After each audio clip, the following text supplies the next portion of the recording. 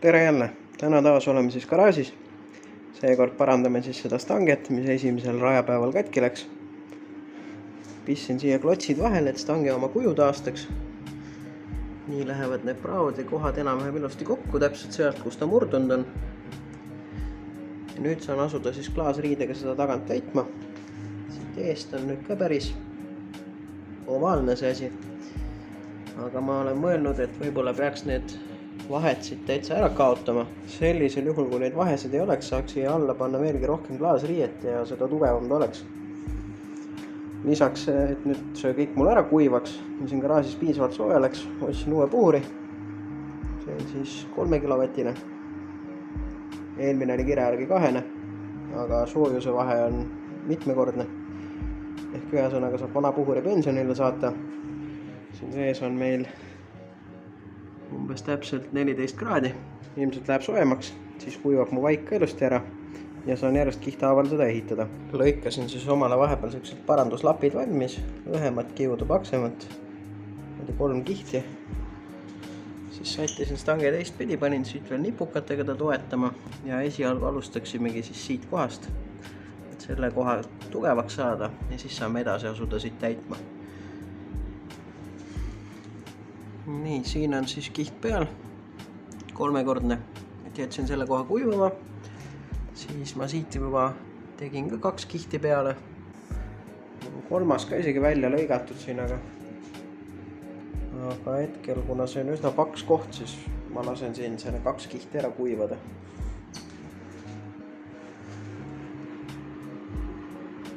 Ja natuke vaiku on siit välja ka ilusti pragudesse tulnud. Väljast siis lihvin üle ja siis teen peenpahtliga. Nüüd täitsin ära siis selle kõige suurema augu, mis siin oli. Väljaspoolt panin papid, et hoiaks seda vormi. Natuke kaugemale siit vedasin, et siin oli mõned praod veel. See on see koht, mida ma siis varem parandasin. Siin oli ka see kõige alguse koht. Aga järjest ma neid kihte lisan ja nii ta kasvab. Kuna stange siin vahepeal kuivab, siis ma mõtlesin tegeleda termostaadiga. Sellega on alguses saati olnud probleem, et koha peal nagu sooja ei tule. Iseenesest seal raja peal isegi lõpuks sai 90 kraadi kätte, aga enamus ajast on ta kogu aeg 60 peal. Ehk siis nüüd ma lähenesin kõige lihtsamat viisi siia. Hammasrihma tuleb natuke eemale nihutada, siis saab kätte selle termostaadi korpuse.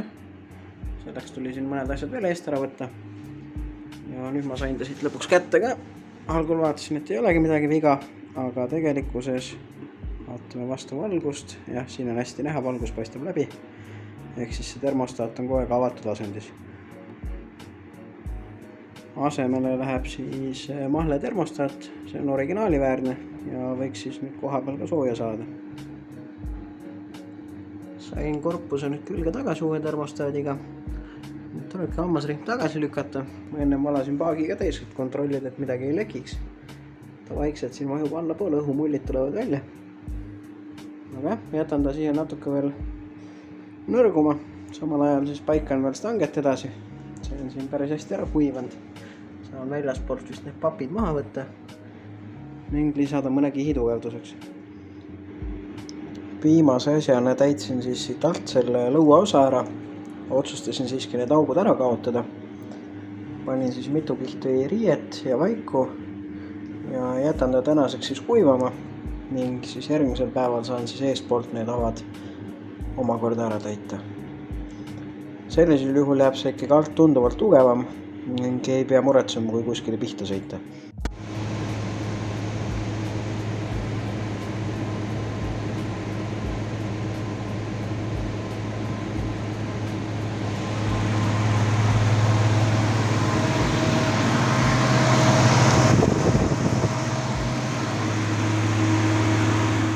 Sellega võime siis termostaadi vahetuse lugeda õnnestunuks.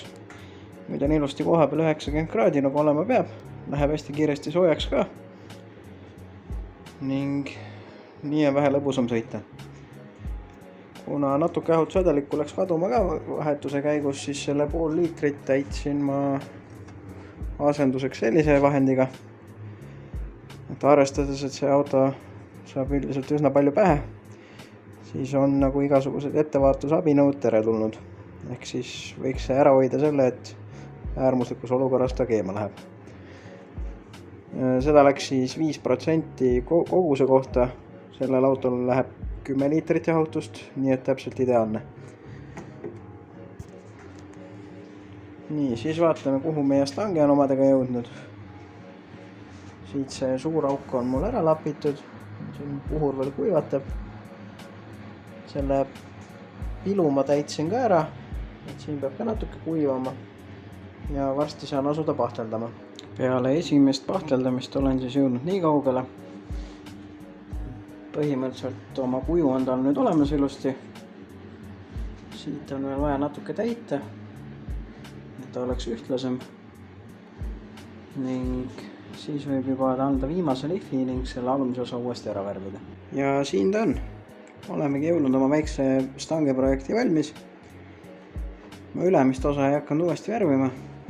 See jäi nii nagu on. Rimaka jaoks hea küll. Alt on siis näha, et need augud on ära kaotatud. Selle võrra saime ta tugevamaks teha. Ning hetkel ta siis veel siin natuke kuivab. Kuigi näpuga katsudes on see kuiv juba, aga las ta seisab. Auto on hetkel kokku pandud selle vana stangega. See, mis originaal on. See tuli on ka olemas. Sellega külge pistma ning siis saab juba sõita ka. Aga siinkohal siis sellega lõpetaks ja järgmisel korral jätkame uute tegemistega.